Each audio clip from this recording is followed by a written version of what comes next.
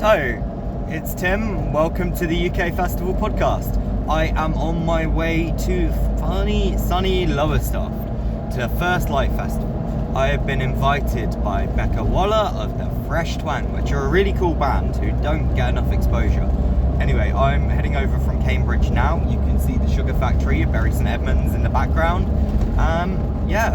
See what it's like. Hope it's fun. Very improvised journey, so yeah.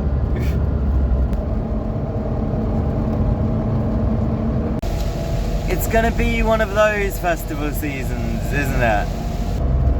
Hey, this is more like it. Improved weather.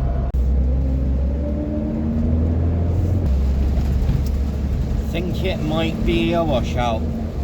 Oh well, we'll see what it's like.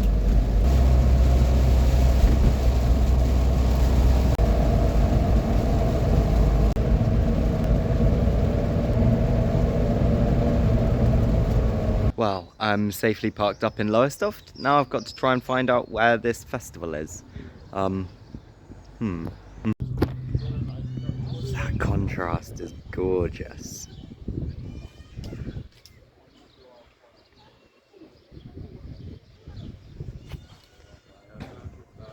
It turns out the festival was fairly easy to find. I just walked towards the beach and saw a cluster of tents all on the dunes. There were also a bunch of vans parked up on the cliffs overlooking the sea. They paid for this privilege, whereas I was just a land pirate and camped out on one of the town's streets. The campsites were really quite fun. A weird combination of a proper festival campsite with the right attitude and right sensibilities, and a traditional beachside promenade.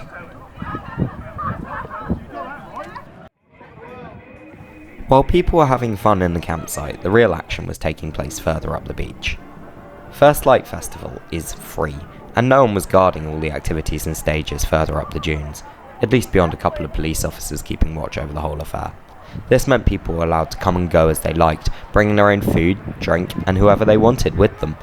This is a nice change from the larger, more corporate events with big private security firms and tight gates that I've been attending recently.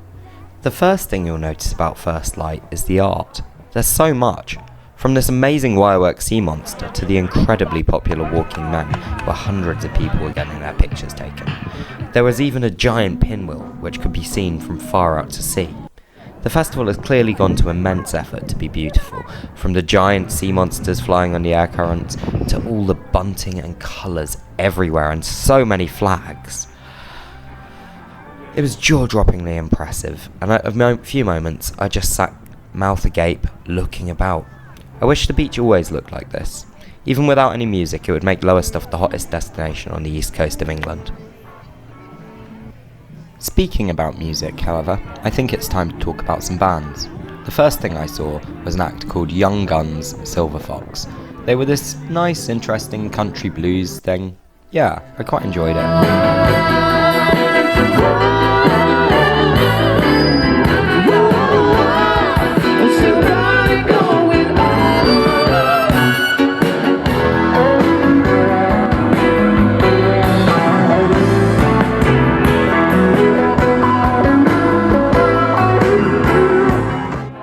When these geezers finished up, I decided it was right time to explore the dance tents. They were fun, busy, and silly, but they could have done with something a little bit more ravey. Like, some proper dance music would have really gone down well, I think, in this setting. What little was here got kinda swamped. However, it was now time for me to leave the beach and head up the promenade towards the garden stage. The garden stage was located in a park away from the beach, only a short walk away, very close, but it felt kind of unnecessary with how much was going down on the beach and how much space and, to be honest, scheduling room they had. It feels like more effort than was needed to make. They could have put everything there down on the beach and it would fit perfectly, you know? The first thing I saw at the garden stage was a Latin group called Cubanda. Hailing from Norwich, but with members from all over the world, they put on a bouncy, fun show which got the older, mixed crowd dancing. That's not an impressive feat at a free festival. That's, impressive. Gearing up for Fresh Twang. Anyway, after Kibanda were the band I'd come all the way out to Lowestoft to see. The Fresh Twang. Now, the Fresh Twang are a bit of an odd one, and might take a bit of getting you into, but when you do, their psychedelic folk fusion antics with live fiddle are quite something. I saw more of their t-shirts at First Light than any other band, so locally at least, they seem to be starting to get some momentum. I really hope to see them all over the festival circuit. They'd fit on so many bills so well.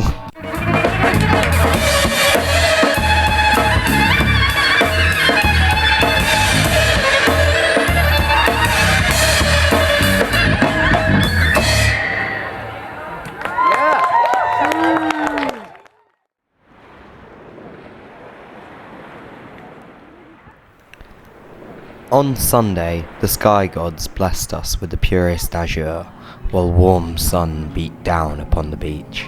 Despite the fact I was in England, in the summer without a summer, I truly began to feel as if I was on a real beach holiday. The first artist I saw perform was a pop singer named Juliet. Thank you very much. Oh, you all look so lovely. Everyone got their sun cream on? I have.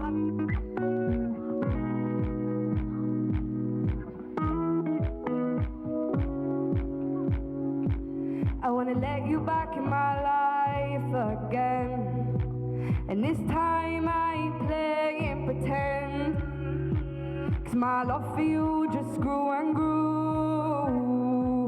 Now come on, I wanna dance with you. So come on, dance with me, dance away like I was 16 and you was 19, with big dreams, battling like COVID-19. That didn't stop me. Here we go. Juliet, all caps. Poppy, quite enjoyable. I like what I saw of her. A bit basic, but what do you expect?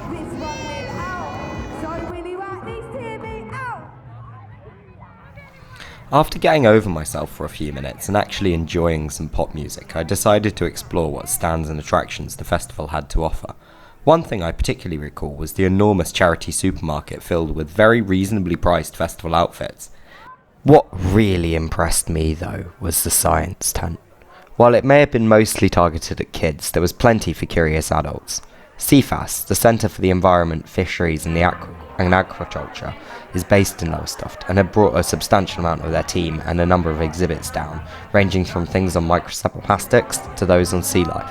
Also in attendance were the Natural History Museum, who had brought part of their collection, and the later Prehistoric Norfolk Project, who were speaking about the archaeology of the area.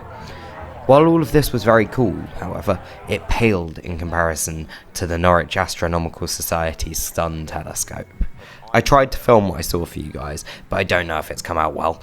Anyway, I managed to see coronal mass ejections, like hairs jutting out from the side of the sun. I'd never seen anything like it before, and genuinely felt a bit giddy. Yeah, that's how I do it. Go for it. Yeah? That's amazing. Thank you so much. How's that? I'm just filming the sun. I'm filming the sun. And you can see. Another group at the festival were Lowestoft Boat Building College, who had brought a traditional vessel they'd been working on.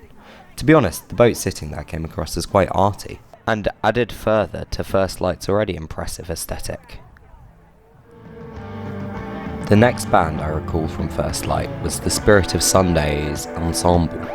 Now, these guys were fucking playing some cool psychedelic dancey stuff. It was like bluesy, not bluesy, like jazzy, a little disco-y, very gentle, very beachy. They fit the beach perfectly. And then the vocals came in and it got some nice soul R&B elements, and it was just wonderful. Now, sadly, these guys clashed with my other highlight from the Sunday.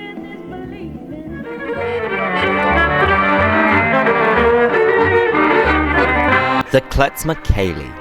Combining Eastern European folk music with Irish-style dancing, this, I suppose, fusion act was an amazing laugh and got people young and old involved despite the searing heat of the seaside sun in the tent.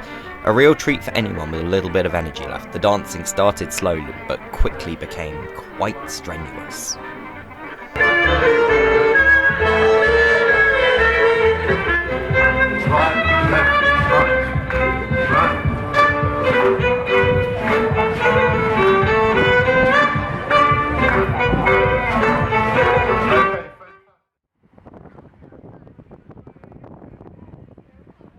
Walking away from the dance tent and out into the festival sands, I ran into something that I didn't expect.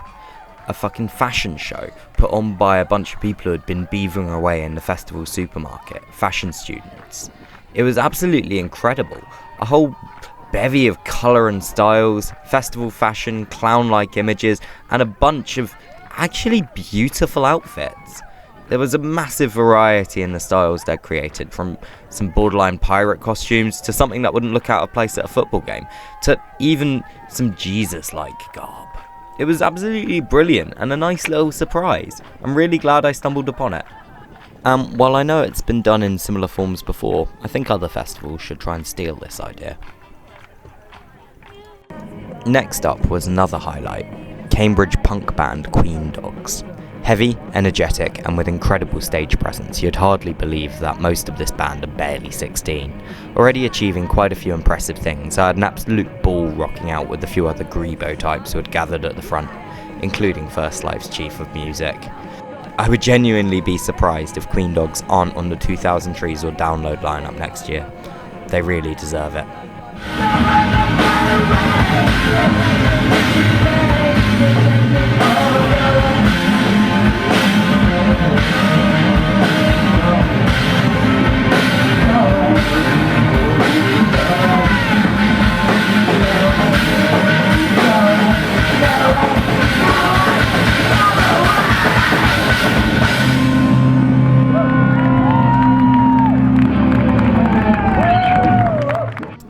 After Queen Dogs, the Sunday headliner was due to perform, Slambovian Circus of Dreams, over from New York. I was excited, based on their pictures in the programme, but in all honesty, just found it all a bit conventional. They were talented, sure, but they knew it, and while they were certainly throwing their weight around on stage, their actual music didn't, to me, have the certain mass appeal high energy a headliner should. This kind of brings me on to my main, big, core, only and major problem with First Light. It horrifically underutilises its amazing beach space. With the last bands on it finishing at 9 on Saturday and 4 on Sunday, they don't even try and use the beach in the evening really. This is very disappointing and honestly kind of mutilates the festival. I know there's additional stuff on in Lowestoft's clubs, but I don't want to go to a club. I want to be at a festival. And there's a sound system on this beach, pointed out to sea. It's a weekend, it could go on till at least 11. Come on, don't be bloody ridiculous. Beyond this core, quite terrible problem, First Light's kinda brilliant. Utterly beautiful, with a mostly interesting lineup. For something I went to completely out of the blue for some extra content, this festival was absolutely amazing. It also might have kinda screwed up my life, putting me behind for the entire summer. But if it hadn't, something else would have. So, First Light. In conclusion, it's a beautiful festival. It's a beautiful festival on the beach, sadly crippled by very early finish times.